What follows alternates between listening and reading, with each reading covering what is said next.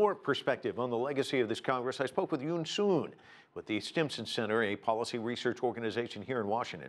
She's a senior associate with the East Asia program there. First of all, there are new elements, new components included in the party constitution, and that's going to stay there for a very long time, or forever. So those new components, such as Xi Jinping's thoughts on the socialism with Chinese characteristics for the new era, and it has a lot of connotations. So all those components have political, economic, social, even ideological and foreign policy implications. Looking ahead for the next 5 years, if China and President Xi keeps at this current rate, we're going to see more miraculous events and policies being made and being implemented.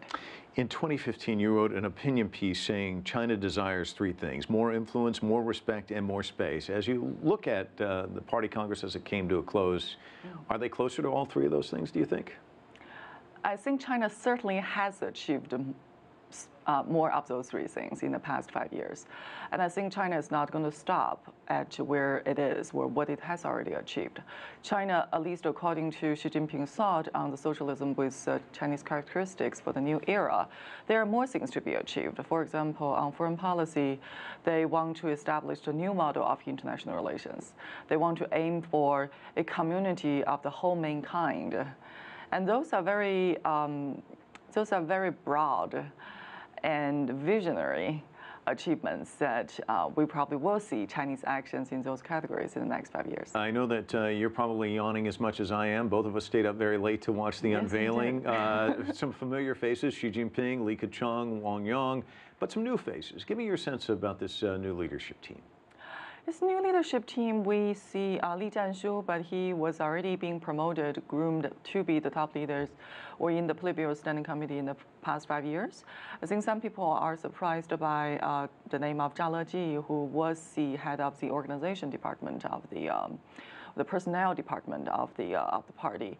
But if we look at the resume of all these people, they all have grassroots experience, and they all rose from the very bottom of the Chinese bureaucracy.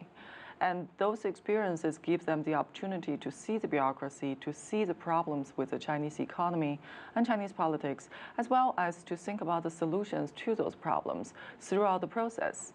So I think we're looking at a group of 7 politicians who are exceedingly savvy and exceedingly experienced with the Chinese politics, and that they are all very much centralized within the under the leadership of Xi Jinping.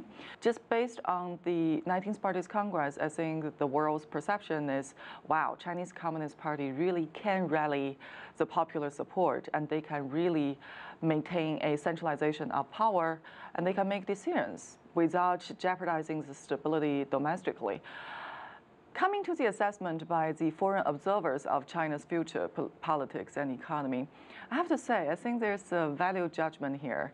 People who are pessimistic about China, who bash China, they will continue to bash China. They will see any sign of positive development from the 19th Party's Congress as a prequel to upcoming failure. And you're not going to convince those people that China is actually going to do okay.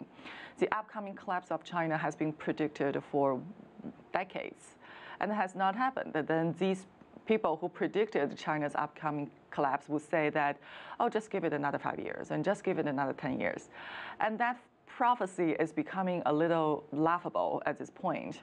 So at a minimum, what we saw from the 19th Party's Congress is that the party is extremely confident and it has a plan. And now people just wait to see that how the plan will be carried out and what the results will be.